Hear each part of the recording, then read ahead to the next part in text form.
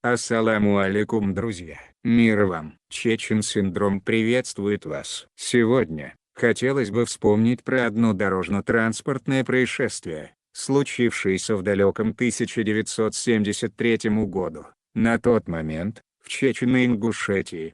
В тот день, перегруженный автобус ПАС, ехавший по горной дороге с Грозного в Шатой, попал в аварию и начал медленно сползать в пропасть реки Аргун.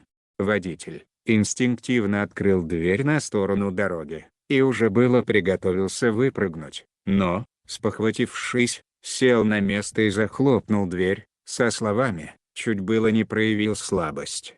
Он крикнул пассажирам: «Разбивайте окна и выбрасывайте детей, а потом и сами выпрыгивайте, кто успеет». Разгоравшаяся паника поутихла. Даже женщины стали вести себя в эту критическую минуту достойно. Тогда, из 63 человек, остались в живых только 16 человек. Водитель погиб с теми, кто не успел выбраться из салона автобуса, но память о себе, как о достойно прожившем человеке, сохранил среди живущих.